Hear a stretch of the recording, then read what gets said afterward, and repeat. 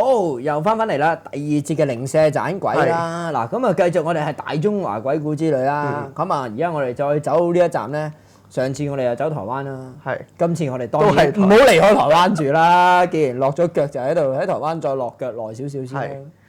係點咧？喺台灣我哋今次咧會講啲咩咧？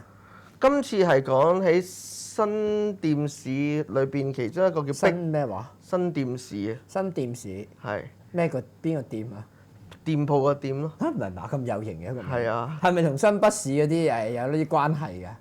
可能啦，佢哋碧潭湖嗰邊有一間屋啦，佢哋長年咧都係俾啲樹蔭遮住嘅一間屋咯。係。有好多俾啲樹蔭遮住嘅。係啊。係。哇！好多樹，好恐怖。哇！好多樹其實已經好恐怖。我最近聽咗個有關樹嘅鬼故喎，哇！其實好想分享，但係可惜俾你分享先。但唔係大中華之旅嘛，所以冇辦法。喺香港之旅有機會先至再分享。好正，好中意呢個鬼故我哋。跟住咧，佢有好多靈異節目咧，去探險啊嗰啲咧，都係去呢度咧，搞到咧佢變咗台灣10大鬼屋之一。係，就變咗旅行勝地㗎嘛！即係而家你報香港，你報台灣團係必去㗎嘛，而家要所有都經過㗎嘛會。嗱呢一度就係我哋最出名㗎啦，新店市係啦嘅樹屋呢間係樹。其實佢個歷史就係咧，佢嗰陣時係一個叫幸福樂園咧，即係一個類似禮。好 warm 喎，即刻成個人。係啊，咪同個節目唔係好襯。係，對唔住。係幸福。係一個類似我估㗎咋。係。我冇資料搜集過幸福樂園係點樣嘅。係。我估係好似荔園咁嘅。好似冒險樂園咁咯，係就。佢入邊呢間屋咧，佢就話係佢哋入邊一間中菜館，即係成座都係中菜館嚟。佢話幸福樂園，不過又係一個中菜館。幸福樂園裏邊一間中菜館就係啲棟嘢啦。哦 ，OK， 即係嗰笪地係幸福樂園。係啊。咁你而家講嗰間屋咧，就係講嗰個中菜館。冇錯。咁跟住咧，佢話因為咧喺拆呢個樂園嗰陣時咧，就保留咗呢個。拆摩天輪嗰陣時咧，就砸死咗個工人。個摩天輪跌落嚟，係啦，就炸爛咗間屋添。砸死咗幾個工人之後咧，就話喺呢個所謂嘅碧潭湖啦，就成日浸死咗好多人。就浸死好多人。係啦，所以咧靈異故事特別多。就開始湧現。係啦，尤其是咧可能台灣版嘅司徒先生咧，又去，哇！好嘢喎，冇劍過去。係啦。係。成日話喺屋裏邊見到鬼火啊，鬼影啊，咁樣，所以令到咧呢間屋咧就更加添咗神秘嘅色彩啦。咁正。係啦。係。跟住咧？跟住之後啦，佢其實冇咗呢個樂園之後，呢間屋就冇晒水電㗎啦。冇晒水電，咁變咗咩咧？變咗一間荒廢嘅屋。係。咁佢最多都係一間荒廢咗嘅餐廳，點解要叫屋咧？佢係有3層高㗎。係。咁就係3層高嘅餐廳啦，或者酒樓啊。有乜問題咧？Sorry，我唔係揾唔到張相，我係唔夠時間俾張相你。係。我遲啲有機會俾張相你睇下。佢其實係一棟好似你記唔記得石爐啊？石爐幾多啊？類似石爐嘅屋。係。佢就係有。你講我禮份靚嗰單啊嘛。係。類似嗰啲屋。係。好鬼大間嘅石屋嚟嘅。係。係啦。跟住咧，話説咧。有班年青人啦，佢哋又係睇完啲靈異節目啦，哇！我哋不如去嗰度探險啦。係。跟住佢哋。所以話睇得多啲靈異節目就真係累死人。係咯。都係我哋呢邊呢啲正經少少，正道少少。最真人探。最真人去靈探啊！你哋真係啊講萬次啊，千祈唔好搞靈探就係話。係啦。最憎呢樣嘢真係。跟住佢哋就去靈探啦。跟住咧？跟住行，佢話行呢條。會經過喺嗰個叫碧潭湖嗰條有條小徑咧，跟住先去到嗰間屋度嘅。係嗰條小徑，係窄㗎嘛條小徑，仲好陰森恐怖添。係跟住咧，跟住佢話嗰度陣時真係陰風陣陣咁樣，係成日聽到吱沙沙嘅聲，係正常嘅嘛，有樹咁嘛，大佬有樹有風梗係會沙沙聲㗎嘛。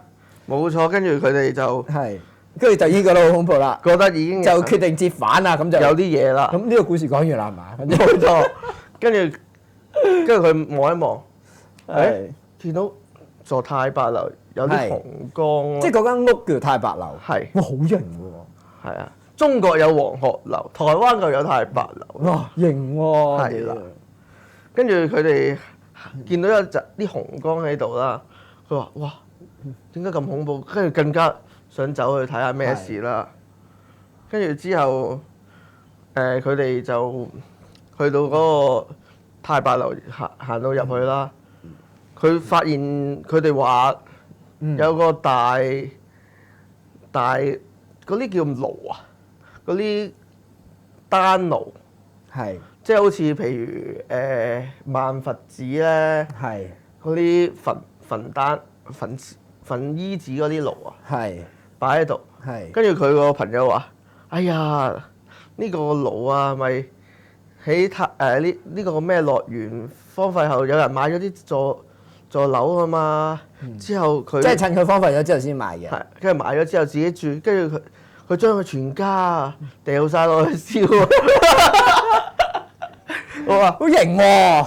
唔係我 OK，你買呢間屋翻嚟就為咗將全家掟落去呢個，自己再買埋個爐翻嚟，突然間冚家掟晒落去，咪證明佢同佢屋企人真係關係唔係太好喎。不過又有錢，咁啊決定買間屋，嗱大家一齊住，一住嘅時候夜晚抌佢。佢呢個 OK，呢個屋主 OK，呢個 OK。佢話個屋主把個妻子啊，跟住把佢個兩個仔啊掉咗落個丹爐度燒，老母啊咁啊，燒佢老母啊！跟住之後自殺，所以呢度自己跳埋落去，呢度先咁猛鬼啊！但係呢啲我就查唔到呢啲咁嘅歷史，就冇任何根據㗎嘛。係啦，唔知點解有呢道途嗰啲小呢啲嘢講出嚟嘅，跟住之後就想揾翻佢哋3樓嗰着紅光嘅地方啦。着紅光？係啊，佢哋離遠就見到有啲紅光喺3樓度嘛。佢哋所以先加緊腳步睇下，唔通有人喺度或者有鬼啊嘛。佢哋為咗探靈梗係睇啦。冇錯。但係上到3樓咧，就乜嘢都冇，就係一個冇紅光。冇紅光。但係有啲佛像啊，嗰啲類似嗰啲佛堂咁樣咯。但係好殘舊破爛晒㗎啦。但係我又唔係，因為我知道個歷史就係個餐廳點解會有佛堂嘅？唔知喎，嗱，如果有啲佢真係好迷信嗰啲人，咪會攞一層嚟做呢啲嘢咯。所以我睇呢個故事講出嚟嗰陣，睇嗰陣時，點越嚟越矛盾咁樣？其實都冇矛盾嘅。咁點解個餐廳有個丹爐啊？即係有個人買個丹爐出翻嚟啊？咪燒嘢嘛！你有佛堂咪燒嘢俾祭佛咯。即係成時又合理翻喎。如果你講話見到有個佛堂，咁又係喎。咁你嗰間餐廳可能係賣齋噶嘛，齋鋪嚟噶嘛，可能直頭係。咁又係。唔係成件事好合理噶嘛？咁啲人嚟玩完咪上嚟拜神咯。喺個幸福。咁似萬佛寺嘅你嗰度。即係萬佛寺嗰陣時樓下係有啲齋鋪啊嘛。咪咯，咪咁咯，好合理啊！成件事見唔到有咩問題啊？係啦，跟住咧佢哋就見唔到嗰啲紅光啦，佢哋就走啦。跟住咧走嗰陣時咧，有個朋友話：快啲走，快啲走！有人跟住我哋啊！跟住佢哋真係聽到有啲啪啪、啪啪嘅聲，慢慢跟住佢哋喎。後尾佢發現原來係隻青蛙嚟。係啊，跟住之後佢哋就走咗啦。但係咧最奇怪，其實最靈異嘅位點解會有啲紅光喺嗰度咯？因為嗰度其實已經斷咗電好耐㗎。係啊。咁其實佢裡面有嗰啲紅光，可能咪就係如來神掌其中一式啊嘛。佛光初現咁啊嘛。呢招係啦。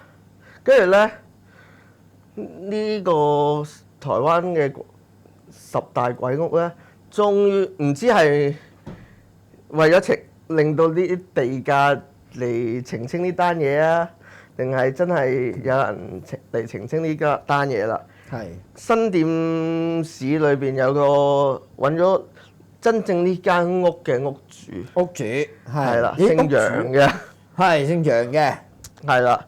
佢話其實我哋係買咗之後，即係做完餐廳之後，跟住咧佢個老豆即係楊老太公係過咗身之後，楊老先生係啦，過咗身之後，我哋就擺落個爐度燒咯，跟住就唔係好似你哋出面坊間講話，我將冚家掟落去燒。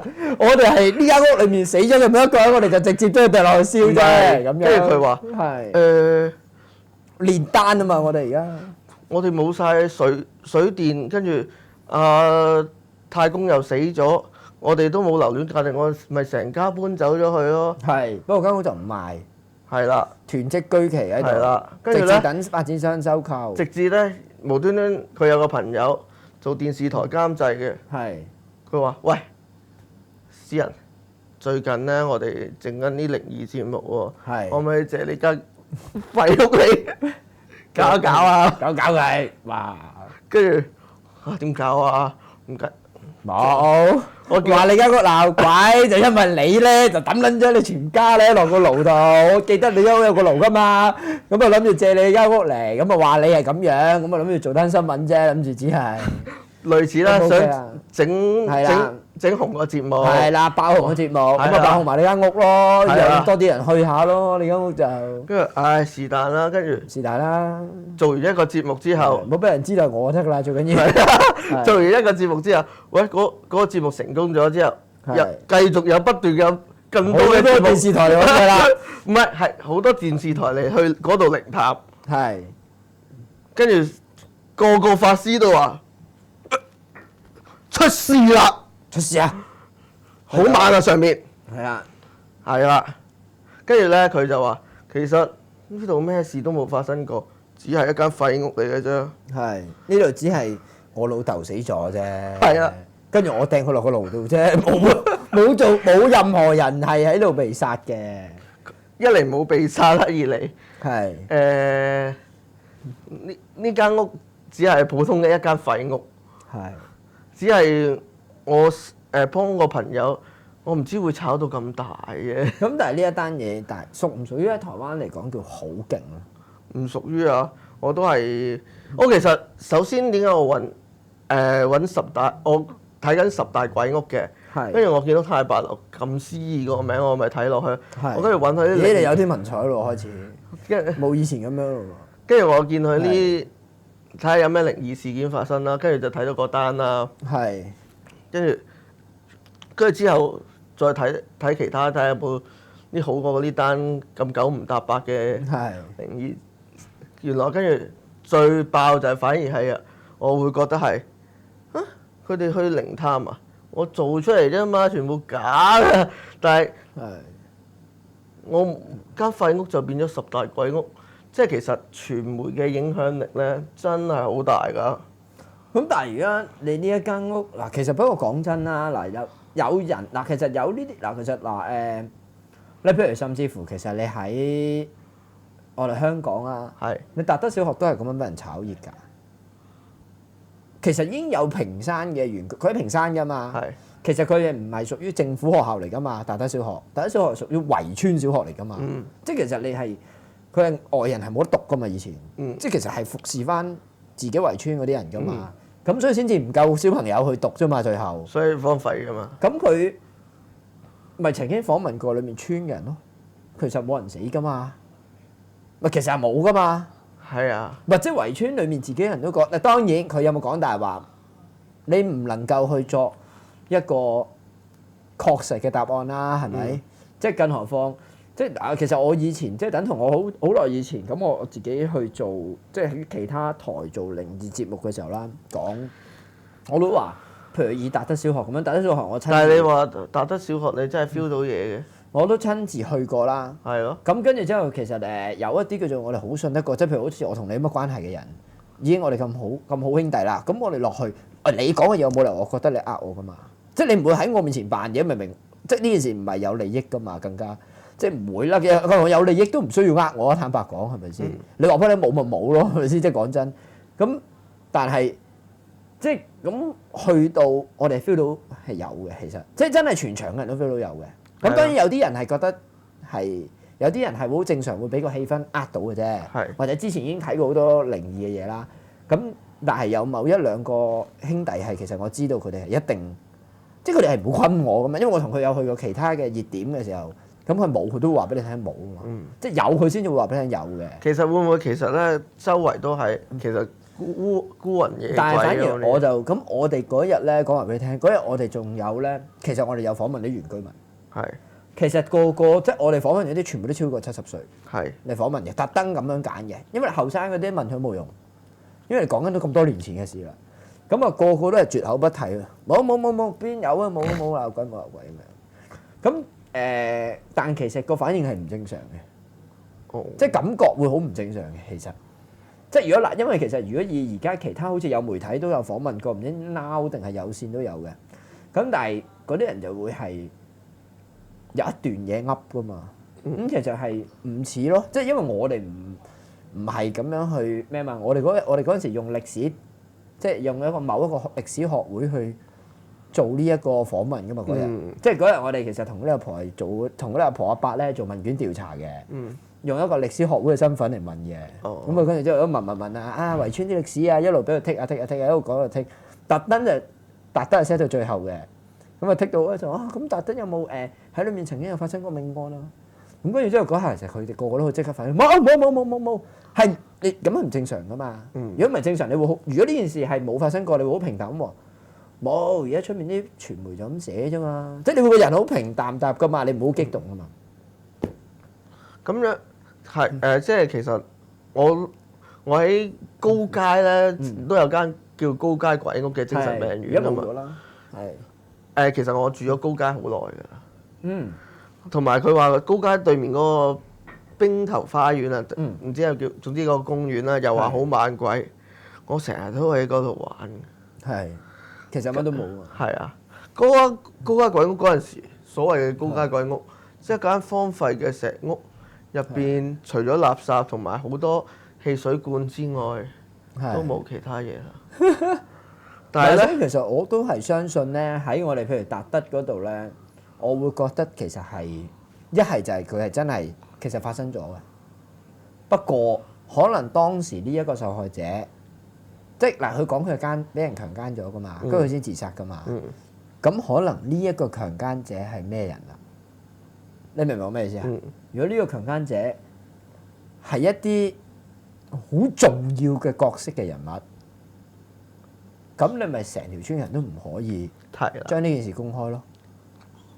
啱唔啱啊？即係呢個人可能係呢一個非常德高望重嘅人物，但係佢德高望重之餘，但係都就可能發生咗呢一件事，就做一件咁嘅事。咁可能係一個意外或者點都好啦，唔好理係蓄意定意外強姦人。嗰個年代好難講啊！佢講嗰啲嘢係，即係佢講即係等同佢講嗰啲嘢係磊落年代嘛。磊落年代都唔會意外強姦人啊！唔係即係講緊呢個權貴你自己嘅能力啊！即係你變咗你飲大咗兩杯，真係可能你就咁行。我以為佢講緊唔係有意外，我跣低咗哎呀！我又啱啱扯旗喎，佢就喺下邊，我跣低咗，就咁樣。咁啊，跟住所以我就話有機會，即係呢個人可能係好德高望重嘅人，咁令到呢件事大家都唔可以再提嘅。即係你唔可以做呢件事，即係等同今日即係呂樂死咗，大家都唔會講呂樂嘅壞話咁咯。即係可能曾經做過啲好污，大家都講貪污啫，唔會講佢其他啲好壞嘅壞話噶嘛。係咩？當差嘅老差骨都冇人講噶嘛。即係咁解咯。咁我所以幾相信呢樣嘢。好，咁啊，轉頭翻嚟，我哋繼續我哋零舍盞鬼講下呢個《聊齋奇案》先，又講鹹古啦。好，轉頭見。